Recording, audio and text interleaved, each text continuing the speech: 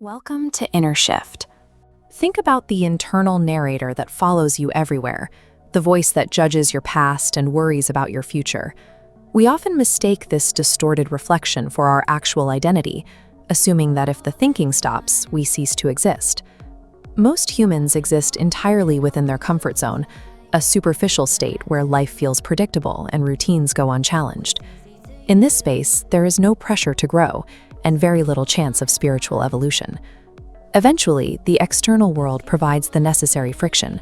Relationships fail, health declines, or the economy collapses, acting as a storm that sweeps away the fragile safety of the comfort zone. This is where the mind generates anxiety. It projects your sense of self into a cataclysmic future, simulating disasters that have not actually happened. You are physically safe in the present, but your mind is trapped in a mental simulation of ruin. When the mind becomes the only reality you perceive, you enter a self-inflicted psychological nightmare. The suffering you feel is the direct result of the conceptual mind losing its grip on the present moment. Evolution requires this friction.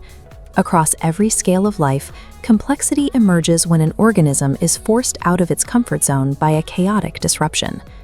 This pattern is visible in the Earth's geological history. The death of the dinosaurs and the extinction of nearly 80% of all life forms cleared the path for more complex mammalian life to emerge and dominate. Human consciousness follows this same cyclical rhythm. We experience long periods of growth and order, followed by inevitable cycles of regression and collective suffering.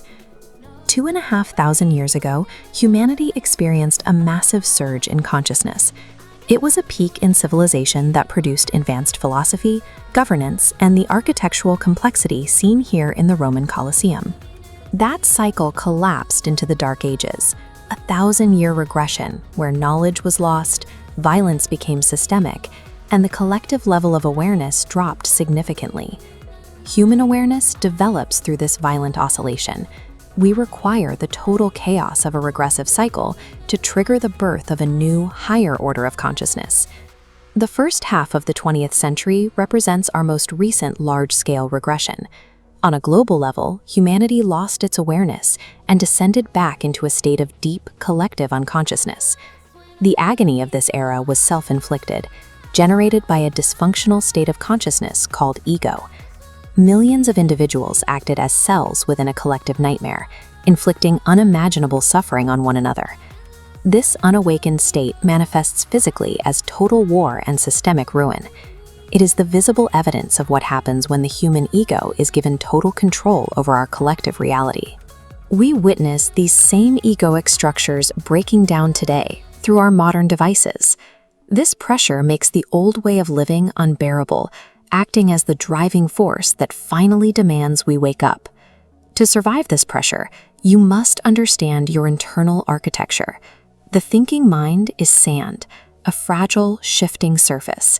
Beneath lies the rock, your essence identity. When adversity hits, the surface mind collapses, but the bedrock of presence remains standing. You find this foundation by shifting your focus into the physical present. When you feel the grip of future fear, pull your attention into the aliveness of your body. Feel the breath moving in your lungs and the energy in your hands. Your thoughts and anxieties are merely weather, loud, dark, and temporary. They may surround you, but they are not you.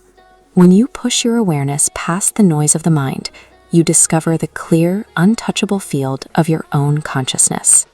Anxiety requires the illusion of the future to survive.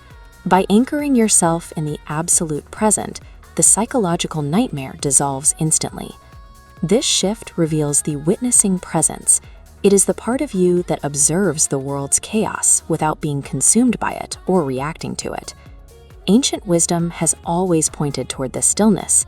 The Buddhist central teaching was the end of suffering, showing that while pain is part of the world, the ego's internal nightmare can be transcended. Within this stillness, the boundaries of the person begin to fade. You recognize that your individual identity is merely a temporary garment worn by a single, universal consciousness that has animated every life form in history.